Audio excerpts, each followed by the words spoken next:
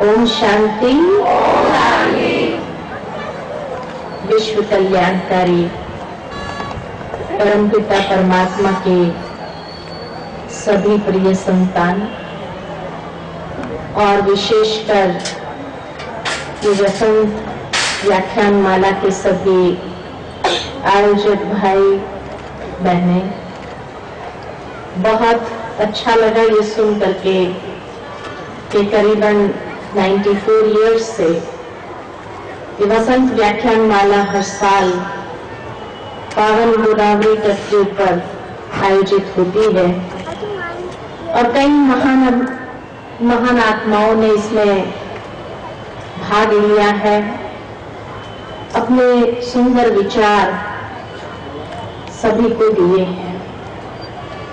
आज हमें ये अवसर मिला है यहाँ पधार कर आप सबके बीच में समय की पुकार और परमात्मा अवतरण द्वारा महापरिवर्तन,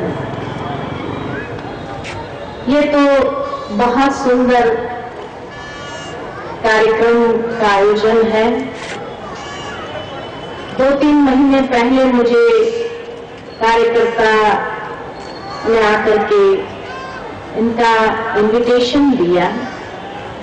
उस समय मुझे ये कल्पना नहीं थी कि इतना सुंदर ये आयोजन है, लेकिन आज मुझे महसूस होता है कि उस समय मैंने इनका निमंत्रण स्वीकार करके जैसे स्वयं को बहुत बड़े पुण्य के कार्य के लिए सहभागी बनाया है। इसलिए इनका बहुत बहुत बहुत धन्यवाद करती हूँ, आभार मानती हूँ। इतना सुंदर कार्य का आयोजन के 1 महीने तक लगातार इतनी आत्माओं को सुंदर विचार सुनने का एक सौभाग्य मिलता है और पूरे वातावरण को जैसे चार्ज कर देते हैं। कुंभ मेले से पहले इतना सुंदर ये माहौल बन जाता है, तो आप सभी को बहुत बहुत हृदय से मैं धन्यवाद करती हूँ, आभार मानती हूँ।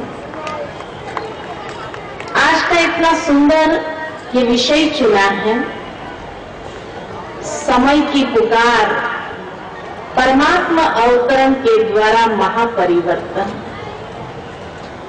समय की पुकार क्या है? संसार में जब जब समय की पुकार हुई है और उस पुकार को जिन्होंने सुना है, समझा है और उसी अनुसार अपने जीवन के अंदर परिवर्तन को अपनाया है, समय ने हमेशा उन्हें आगे बढ़ा दिया। समय को कहा ही जाता है कि समय बड़ा बलवान है, समय के आगे किसी का जोर नहीं चलता है। समय हमें समय प्रति समय कुछ न कुछ मांग करता रहता है और उसके लिए समय संकेत भी देता जाता है। जो मनुष्य उन संकेतों को समझ लेता है और उस अनुसार अपने जीवन को ढाल लेता है, उसको समझदार कहा जाता है। लेकिन जो समय के संकेत को, समय की पुकार को नहीं समझ पाता है और विपरीत दिशा में चलता रहता है, उसके लिए समय बहुत कठोर भी हो जाता है और अच्छे को पछाड़ना आरंभ करता है। तो समय की मांग क्या है? समय हमसे क्या चाहता है? समय के लिए कहा गया है कि समय तीव्र गति से परिवर्तन होता है और इसलिए समय हमसे भी एक परिवर्तन की ही मांग करता है। जिस तरह से हम समय को देख रहे हैं कि पिछले 50 साल के अंदर परिवर्तन की जो प्रक्रिया है कितनी तीव्र गति पकड़ चुकी है और इसीलिए ये समय संकेत दे रहा है परिवर्तन के लिए। परिवर्तन होता आया है, होता रहता है, लेकिन समय जो हमें परिवर्तन की प्रक्रिया को अपनाने लिए कह रहा है, उसको समझना जरूरी है कि ये समय हमसे क्या कह रहा है। बहुत सुंदर इंग्लिश में किसी ने कहा है, if you can not change according to time, time will force you to change, and that is a painful process. समय की मांग है परिवर्तन, और अगर समय के हिसाब से हमने परिवर्तन को नहीं अपनाया तो समय हमें मजबूर करेगा परिवर्तन होने के लिए, और वो समय बड़ा दर्दनाक होगा, क्योंकि भीतर से इच्छा है नहीं परिवर्तन करने की, समय की मजबूरी में परिवर्तन होना पड़ रहा है, तो वो समय बड़ा दर्दनाक होता है। समय जो संकेत देता है उसको समझना जरूरी है, क्योंकि फिर भी अगर परिवर्तन को नहीं अपनाया गया तो समय को दूसरे शब्द में काल भी कहा जाता है। वो काल तो क्या महाकाल का रूप भी धारण कर लेता है। इसलिए समय की पुकार को समझना जरूरी है, क्योंकि नहीं तो यही समय का पंछी उड़ता जाता है, और समय का पंछी उड़ जाए उसके बाद अगर होश भी आया तो क्या फायदा। उसके बाद हम अपने आप में कुछ नहीं कर पाते, क्योंकि समय तो चला गया। इसलिए समय के साथ इस संसार के अंदर हर चीज परिवर्तनशील है, तो समय हमें भी परिवर्तन की प्रक्रिया को अपनाने के लिए एक संकेत दे रहा है, एक संदेश दे रहा है।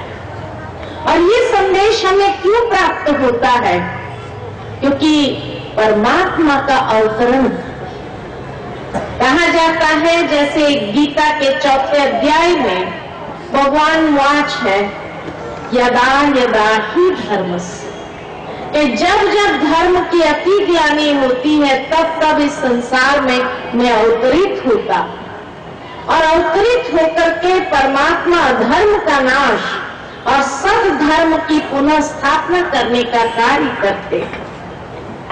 इसलिए उस परमात्मा अवतरण के समय हम सभी जागृत होकर के उस परमात्मा का आवाहन करते हुए जो परमात्मा हमसे चाहता है उस अनुसार हम जीवन के अंदर आगे बढ़े और परिवर्तन की प्रक्रिया को अपनाएं। परंतु जब कहते हैं परमात्मा अवतरण होता है, तब कई बार मन के अंदर यही प्रश्न होता है कि वो परमात्मा कौन आएगा और किस रूप में आएगा? क्या किसी दिव्य रूप में आएगा? क्या किसी साधारण मनुष्य वेश में आएगा, या किसी और रूप में परमात्मा इस संसार में अवतरित हो गए? तो परमात्मा का वास्तविक स्वरूप क्या है? बहुत सुंदर एक गीत याद आता है कि खुदा तू बता दे तेरा नाम क्या है, तेरा काम क्या है, तू रहता कहाँ है, ये दुनिया बनाने का तेरा मकसद क्या है। इतने सारे सवाल भगवान को किए गए हैं, और शायद आज हर मनुष्य के मन के अंदर ये सारे सवाल हैं कि आखिर भी वो ईश्वर कौन है और वो किस रूप में इस संसार में अवतरित होंगे, ताकि महापरिवर्तन की प्रक्रिया वो आरंभ कर सके। कुछ समय पहले मैं अमेरिका गई थी। वहां एक बहन ने मुझे कहा कि मेरा बेटा 17 साल का है, और वो उससे सवाल पूछता है कि हिंदू धर्म में इतने भगवान क्यों है, क्रिश्चियन धर्म में गॉड क्यों? वो माँ उस बच्चे के सवाल के जवाब में यही कहती, बेटा हिंदू धर्म में सारे भगवान। वो बच्चा कहता, भगवान तो एक होना चाहिए, इतने सारे भगवान कैसे हो सकते? और अगर ये सारे भगवान है तो इन सब का हेड कौन है? परिवार में भी एक हेड ऑफ द फैमिली होता है, परिवार का एक बड़ा वडील होता है, तो इन सभी भगवानों का भी वडील कौन? वो माँ उस बच्चे के प्रश्न का जवाब नहीं दे पाती, और इसलिए जब भी वो माँ अपने बच्चे से कहती है बेटा मंदिर चलो, वो बच्चा मना कर देता है कि मंदिर जाने के बाद मेरा मन इतना द्वंद में रहता है कि आखिर भी इन सब में से भगवान कौन है। इसीलिए वो मंदिर नहीं जाता है। कहता है मेरा मन तो एकाग्र होता नहीं है, किसमें एकाग्र करूं यही दुविधा बनी रहती है, तो मैं क्यों चलूं? इसलिए वो बच्चा मंदिर नहीं जाता है। माँ को बड़ा दुख होता है कि मेरा बेटा नास्तिक होता जा रहा है, और उसके लिए कहीं न कहीं वो खुद को जिम्मेवार मानती है। तो इसके प्रश्नों का जवाब मैं नहीं दे पाती हूँ, इसीलिए आज यही हाल है। ये उसकी प्रॉब्लम थी। लेकिन आज मैं आप सबसे यही सवाल करूं कि मान लो कि कल को आपका बेटा या आपका पोता आपसे यही सवाल करे कि हिंदू धर्म में इतने भगवान क्यों है, या इन सब भगवानों का वडील कौन है, तो क्या आपके पास उसका जवाब है?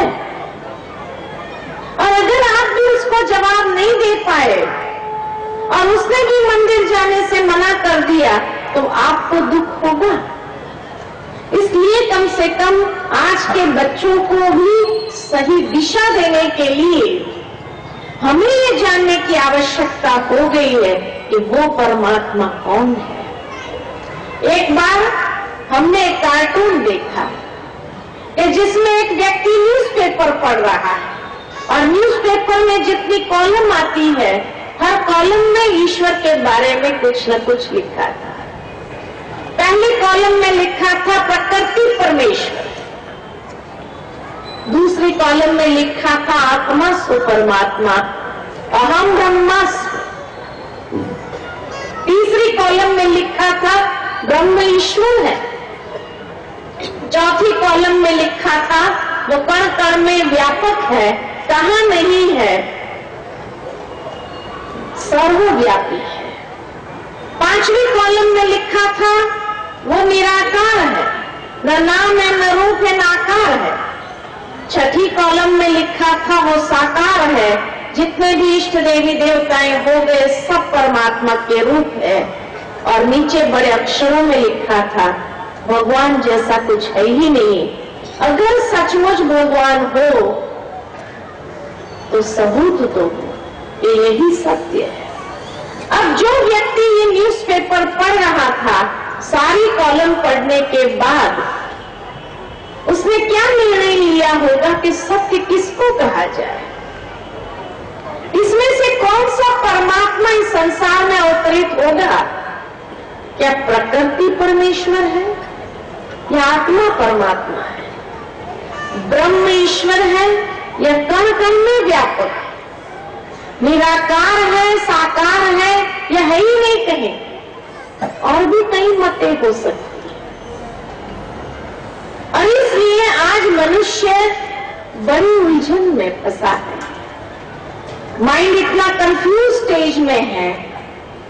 सत्य न जानने के कारण दिशाहीन भटक रहा है उसी सत्य की खोज में, और सत्य की खोज में बढ़ते बढ़ते आज कहां पहुंच गया है।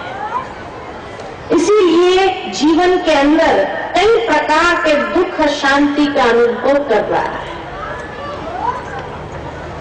इन सब में सत्य क्या है?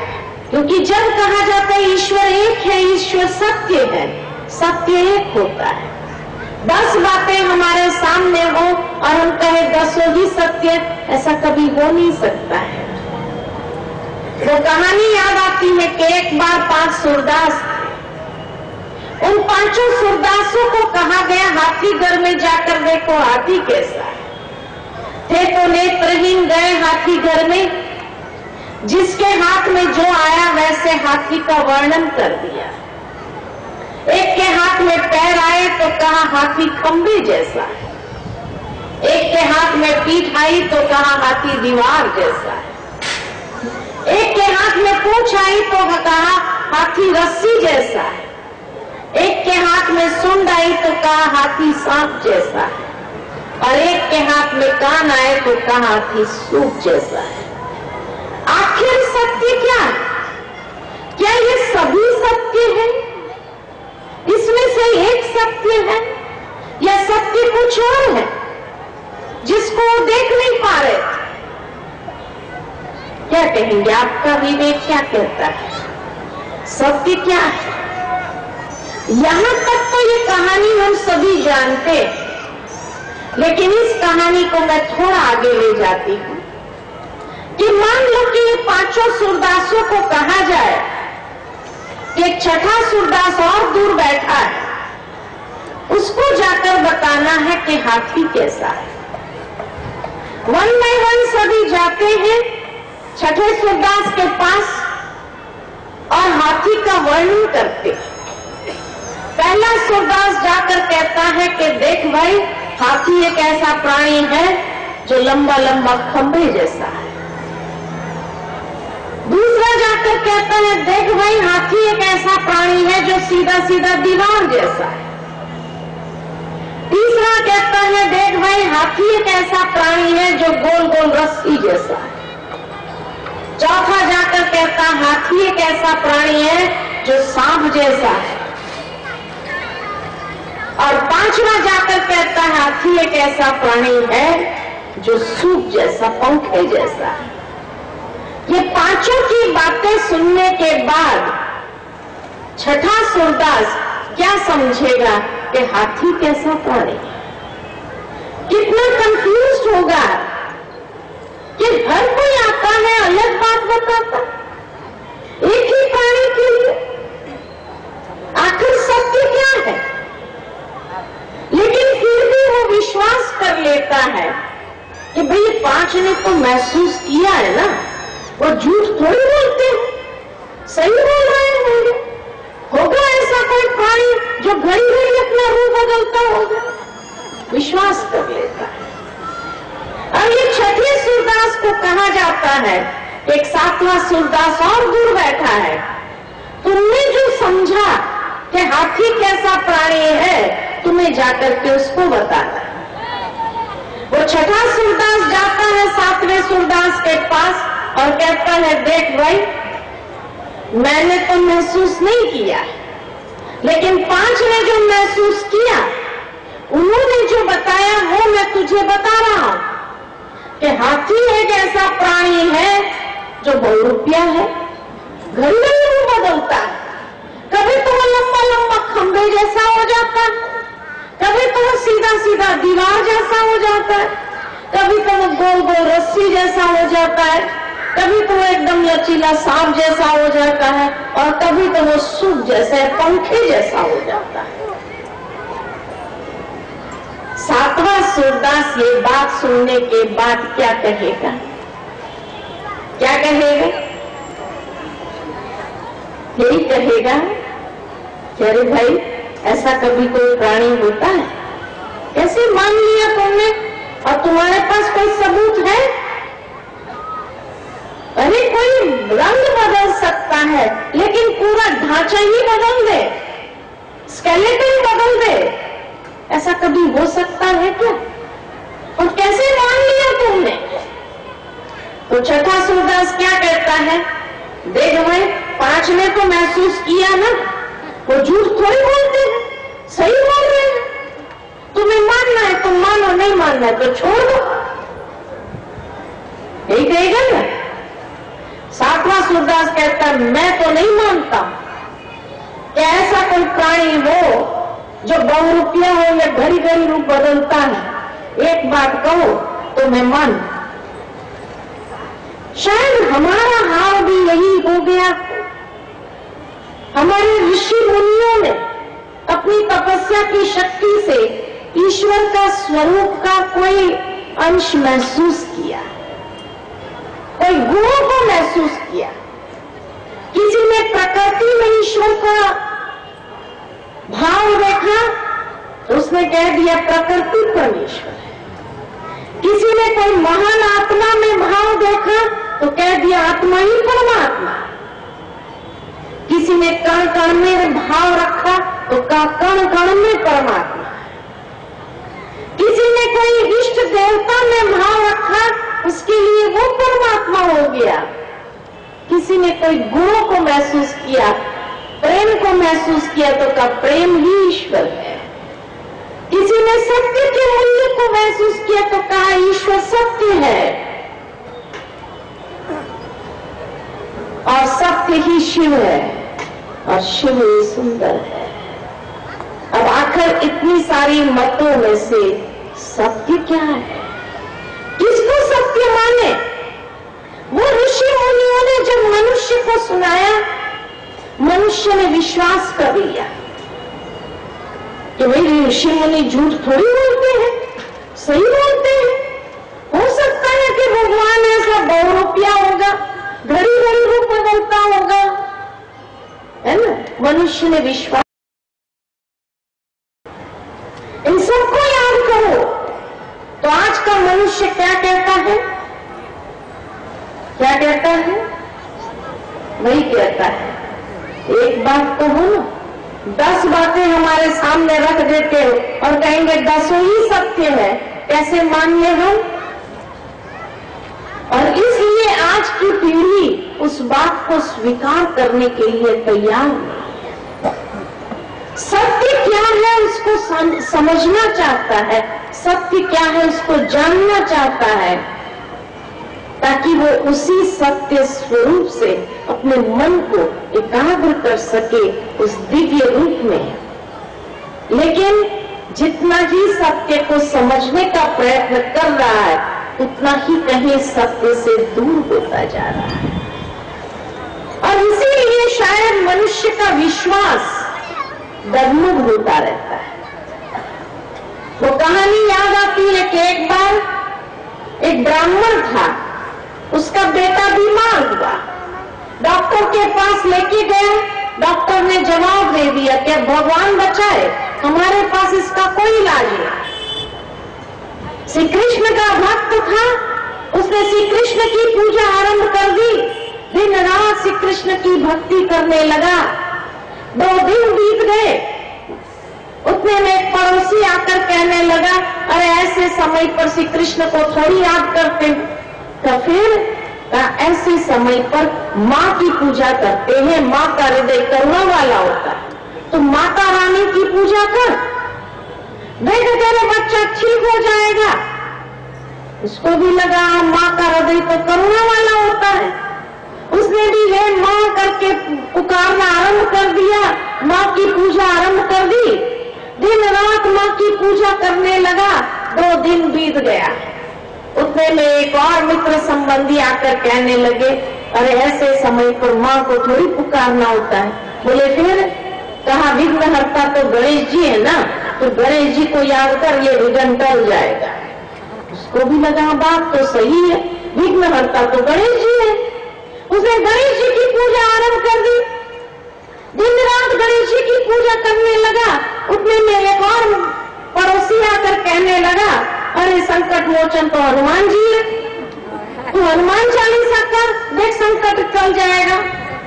उसको भी लगा बात तो सही है, संकट मोचन हनुमान जी के हनुमान चालीसा करना आरंभ कर दिया। 2 दिन तक लगातार हनुमान चालीसा करता रहा। उसमें एक और पड़ोसी आकर कहने लगा, अरे फलाने गांव में एक बाबा जी आए हैं, वैसी बबूती देते हैं, बबूती खिलाने से बच्चा ठीक हो जाएगा, असाध्य रोग भी ठीक हो जाते, चलो बच्चे को लेकर जाते। बच्चे को लेकर गए, बाबा जी के पास बबूती खिलाई, घर में आए, 2 दिन बीते कि बच्चा मर गया। और कारण क्या हुआ? कारण क्या हुआ? इतनों को याद करने के बाद भी प्राप्ति नहीं हुई, क्यों? क्या यही हमारा विश्वास विश्वास है? जिसने जो आकर के सुनाया बस हमारा अपना विश्वास डगमगा गया, उसी की बात को हमने सत्य मान लिया, तो इसको विश्वास कहेंगे क्या? इसको विश्वास नहीं कहा जाता, अंधश्रद्धा कही जाती है। और इसलिए जहां अंधश्रद्धा होती है वहां प्राप्ति नहीं होती है। सत्य को समझना इसलिए जरूरी है क्योंकि आज दिन तक हम अंधविश्वास में चलते रहे और इसलिए हमारा विश्वास भी डगमगाता रहा। आज भी हमारे मंदिरों में, घरों में सारे देवी देवताओं के फोटो लगे हुए हैं, सबको दिया बत्ती करते जा रहे। क्यों? अरे जो भी सही हो स्वीकार कर ले हमारी प्रार्थना, इसको तो विश्वास नहीं कहेंगे। और ऐसा विश्वास लेकर के कब तक चलते रहे? इसीलिए हमें आवश्यकता है कि अब सत्य को हम जाने, समझे और अपने मन को उस सत्य के अंदर एकाग्र करें, क्योंकि तभी तो हमारे जीवन में प्राप्ति होगी। ये नहीं कि ब्रह्मा कुमारियों ने एक और बात कह दी कि हमें उसको मानना है। नहीं, हम आपको मत नहीं देंगे, क्योंकि ऑलरेडी आपके पास बहुत सारी मतें हैं। ऑलरेडी आप इतने कंफ्यूज स्टेज में हैं कि हम और ज्यादा कंफ्यूज करना नहीं चाहते। परंतु आज हम आपको एक कसौटी देंगे सत्य को परखने की, और ये कसौटी है 5 बातें कि सत्य किसको कहा जाता है। पहली बात, सत्य उसको कहा जाता है जो सर्वधर्म मान्य, जिसको सभी धर्म वाले ईश्वर के रूप में स्वीकार करें, उसको कहेंगे सत्य। सर्वधर्म मान्य, यह नहीं कि हिंदुओं का भगवान अलग है तो मुसलमानों का अलग है तो क्रिश्चियनों का अलग है। गॉड इज वन, पिता एक ही होता है। अगर वो माता पिता है तो पिता एक ही है, माता पिता एक ही है सबके लिए। दूसरा, परमेश्वर उसको कहेंगे जो सर्वोच्च शक्ति हो, जिसके ऊपर कोई नहीं होना चाहिए, जो सर्व का माता पिता बंधु गुरु शिक्षक रक्षक हो, उसको कहेंगे सत्य। उसका कोई माता पिता नहीं होना चाहिए, उसका कोई गुरु नहीं हो सकता। तीसरा, परमेश्वर उसको कहेंगे जो सर्वोपरि हो, अर्थात जो मनुष्य आत्माएं संसार के अनेक चक्रों में आते हैं, परमात्मा इन सभी चक्र से परे। मनुष्य आत्माएं जन्म और मृत्यु के चक्र में आती है, देह और देह के संबंधों के चक्र में आती हैं, कर्म और कर्म के फल के चक्र में आते हैं। परमात्मा इन सभी चक्र से परे।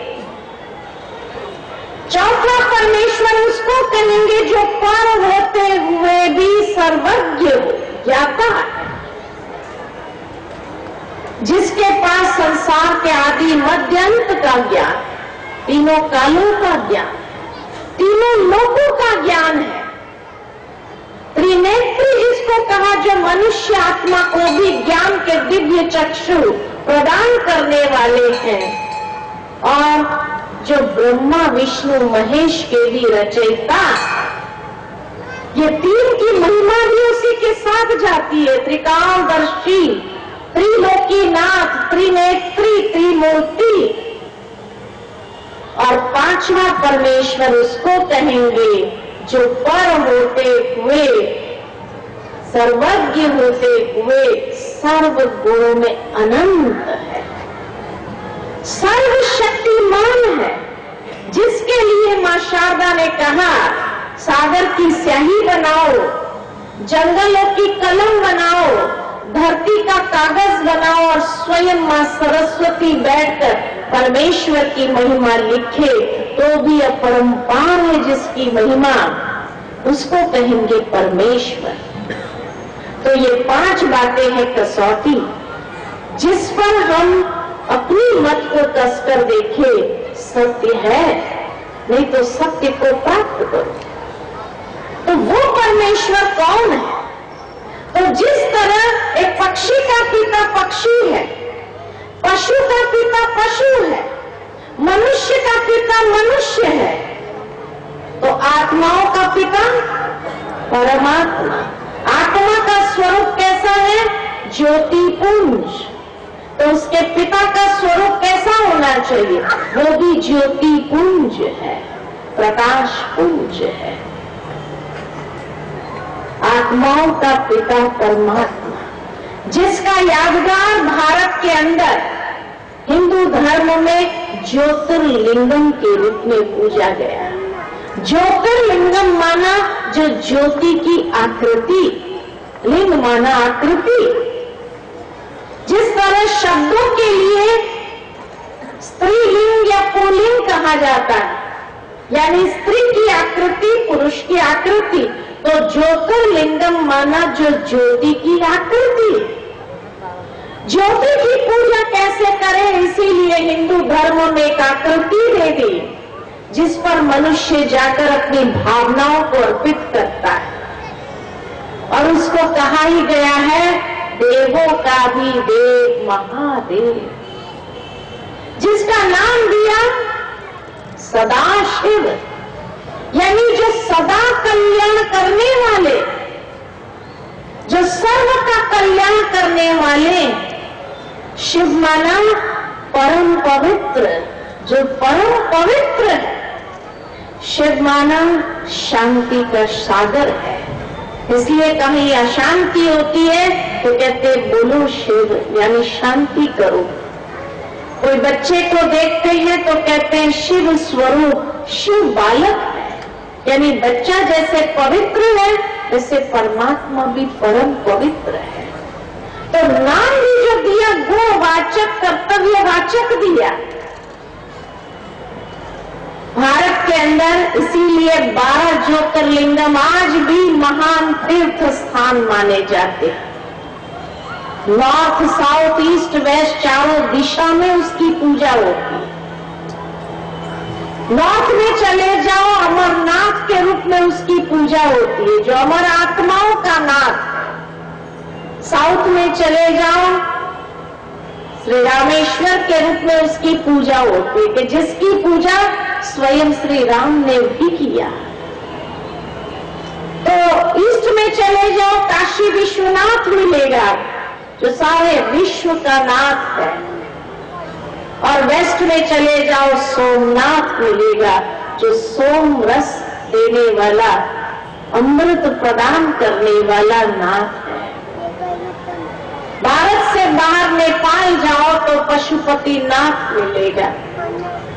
तो चारों दिशा में उसकी पूजा होती है। देवी देवताओं की पूजा भारत में स्टेट वाइज हो गई। नॉर्थ में जाएंगे, श्री राम श्री कृष्ण की पूजा अधिक मिलेगी, लेकिन साउथ में चले जाओ तो वेंकटेश बालाजी की पूजा मिलेगी। तो कलकत्ता चले जाओ, काली पूजा, दुर्गा पूजा मिलेगी। गुजरात महाराष्ट्र में जाओ, गणेश पूजा मिलेगी। तो तमिलनाडु में जाओ, मुरुगन की पूजा मिलेगी, यानी कार्तिकेय की पूजा मिलेगी। तो देवताओं की पूजा स्टेट वाइज हो गई, लेकिन परमात्मा की पूजा सारे भारत भर में। कोई गांव भी ऐसा नहीं होगा जहां महादेव जी का मंदिर न हो। देवों का भी देव महादेव जिसको कहा, और इसलिए उनके मंदिरों के नाम के पीछे भी नाथ या ईश्वर जुड़ता है। अमरनाथ, बबुलनाथ, भोलानाथ, सोमनाथ, विश्वनाथ, पशुपतिनाथ, ये ईश्वर रामेश्वर, गोपेश्वर, विश्वेश्वर, पापकटेश्वर, महाकालेश्वर, ओंकारेश्वर, ये सारे शिव के मंदिर। त्र्यंबकेश्वर यहाँ नासिक में इतना सुंदर मंदिर है। तो सर्व का नाथ और ईश्वर वो एक ही है। इसीलिए जब उसको कहा देवों का भी देव, कि जिसकी पूजा देवी देवताओं ने भी, रामेश्वरम में श्री राम ने भी जिसकी पूजा की, श्री राम ने उनकी पूजा क्यों किया? क्योंकि स्वयं श्री राम भी बहुत अच्छे से जानते थे कि जिसके सामने मैं युद्ध करने जा रहा हूं रावण, जिसको अपनी शक्ति पर इतना घमंड है, वो ऐसे घमंड नहीं कर रहा है, क्योंकि वो शक्ति स्वयं रावण की भी नहीं है। रावण ने भी वो शक्ति कहां से प्राप्त की थी? शिव भक्त था। इसीलिए तो भोलानाथ कहा। रावण ने याद किया तो उसको भी शक्ति दे दी, श्री राम ने याद किया तो उसको भी शक्ति प्रदान कर दी। कितना बोला। इसी तरह वृंदावन चले जाओ, वहां गोपेश्वर मंदिर है, जहां दिखाते कि बचपन से श्री कृष्ण ने गोपों के साथ मिलकर के शिव की पूजा की। महाभारत के पहले भी कुरुक्षेत्र में स्थानेश्वर की पूजा की, पांडवों से भी पूजा कराई। अगर श्री कृष्ण भगवान थे तो उन्होंने अपनी पूजा क्यों नहीं कराई? महादेव की पूजा क्यों कराई? और उसके बाद हर हर महादेव करके युद्ध आरंभ हुआ। जिन देवियों की हम पूजा करते, ये देवियां कौन है? तो कहते शिव शक्ति की आरती जे कोई गाए। शिव की उत्पन्न की हुई शक्तियां हैं, इसलिए उसको कहते असुर संहारनी शिव शक्तियां। तो जो देवों का भी देव, देवियों का भी देव, वो है महादेव। लेकिन यहाँ भारतवासी अज्ञानता के कारण एक गलती कर देते हैं, जो शिव और शंकर दोनों को एक ही समझ लेते हैं। जहां दोनों का नाम भी अलग है, शिव और शंकर, जहां दोनों का स्वरूप भी अलग है। शिव को कहा ज्योतिर्लिंगम, जो ज्योति की आकृति है, और शंकर के लिए दिखाते हैं व्याकारी देव पुरुष है। दोनों का कार्य भी अलग है। शिव को कहा भोलेनाथ, सदा कल्याण करने वाले, और शंकर के लिए कहते जब तीसरा नेत्र खुलता है तो महाविनाश, महाविनाश हो जाता है, प्रलय हो जाता है। नाम अलग है, रूप अलग है, ऑक्यूपेशन अलग है, कार्य ही अलग है, फिर एक कैसे हो सकता है? भारत में जब भी कोई मंत्र रहता है ओम नमः शिवाय कहते हैं, कभी ओम नमः शंकराय जपा। अगर एक है तो जपना चाहिए, क्यों नहीं जपते? भारत में महाशिवरात्रि मनाई जाती है, कभी उसको शंकर रात्रि कहा, क्यों नहीं कहते? एक है तो कहना चाहिए। शंकर को हमेशा ध्यान मुद्रा में दिखाया, किसका ध्यान कर रहे?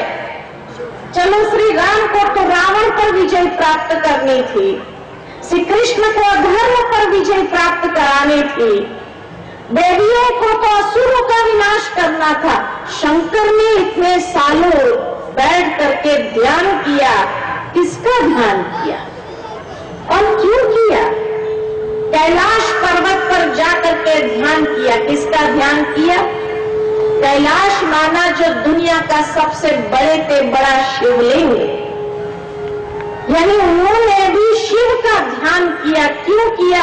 क्योंकि उन्हें महत्वपूर्ण कार्य सौंपा हुआ था कि आंख खोलते महाविनाश होना चाहिए। तो कितनी प्रचंड शक्ति हो तब ये कार्य हो सके, इसलिए इतना सालों बैठकर ध्यान करके उस शक्ति को परमात्मा